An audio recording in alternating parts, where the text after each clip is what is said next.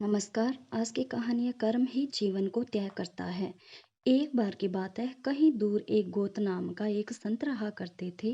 उनका एक ही बेटा था। उस बेटे को वह बहुत प्यार किया करते थे। जितना वह अपने बेटे से प्यार करते थे, उतना ही उनका बेटा उनसे प्यार किया करता था। उस संत के बेटे का नाम अर्जुन था। एक दिन की बात है, वह शांत भगवान की पूजा कर रहे थे। तभी उन्हें पता चला कि उनका बेटा अब इस दुनिया में नहीं रहा। यह सुनकर संत के चेहरे पर हल्की सी उदासी दिखी। फिर से वह सामान्य हो गए। लड़के का शव आया तभी संत के पास एक शिकारी आया। शिकारी कहने लगा, महाराज, आपके बेटे की मृत्यु का कारण यह सांप है। इस सांप ने ही आपके बेटे को काटकर मौत के घाट उतार दिया। अब आप ही बताइए कि मैं इस सांप के साथ क्या करूं? क्या मैं इस सांप को टुकड़ों में काटकर मार दूं या फिर गरम तेल में डालकर मार दूं? संत महाराज ने कहा, आप इसके साथ कुछ भी ना करें। हमारा धर्म यह नहीं कहता कि किसी को मारा जाए। अब इसको मार देने के बाद भी मेरा बेटा जीवित नहीं हो सकता, तो फिर इसे क्यों मारा जाए? इसको जो अच्छा लगा उसने वह किया।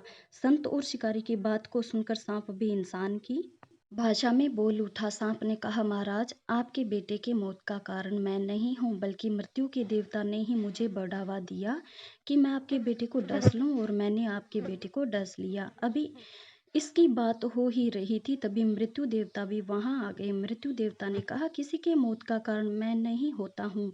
आपके बेटे की मौत का कारण भी मैं नहीं हूँ। मुझे तो काल ने आदेश दिया कि आपके बेटे की जान ली जाए, इसलिए मैं ही सांप को डसने के लिए बढ़ावा दिया। इसमें न तो सांप दोषी है और न ही मैं। काल के अनुसार ही यह धरती चलती है।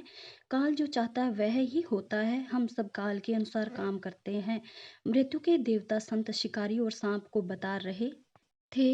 अभी तक यह खुद को सही बता रहे थे, तभी वहां पर काल भी आ गया। काल ने कहा, मैं भी किसी काम के लिए जिम्मेदार नहीं हूँ। जो कुछ भी किसी की साथ होता है, उसके लिए उसका कर्म ही जिम्मेदार होता है। इस लड़के के मौत का कारण उसका पिछले जन्म के कर्म जिम्मेदार है।